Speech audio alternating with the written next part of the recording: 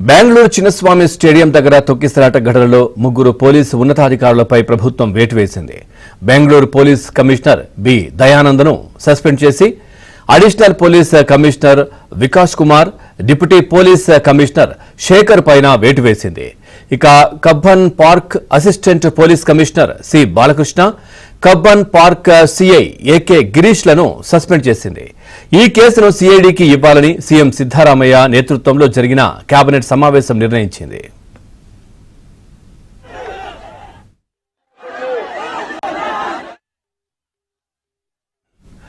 మరోవైపు RCB franchise event management సంస్థ DNA entertainment networks, Karnataka రాష్ట్ర క్రికెట్ అసోసియేషన్తో సహా మరికొందరిపై ఎఫ్ఐఆర్ నమోదైంది.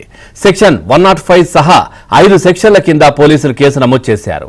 ఈ ఘటనకు బాధ్యులైన వారిని వదిలిపెట్టేది లేదని ప్రకటించిన ప్రభుత్వం ఆ దిశగా చర్యలు ప్రారంభించింది.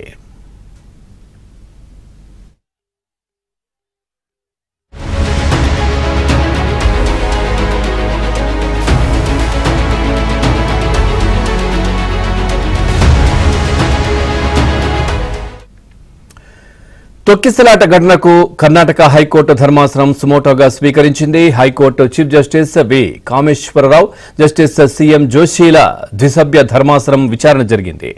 ఈ సందర్భంగా రాష్ట్ర ప్రభుత్వ తీరును తప్పుపట్టింది. ఐపీఎల్ విజేత ఆర్సీబీ సభ్యులతో 2 చోట్ల ఎందుకు సంబరాలు నిర్వహించారని ప్రశ్నించింది. క్రికెటర్ అభిమానుల నియంత్రణకు తీసుకున్న చర్యలపై సర్కార్ను నిలదీసింది.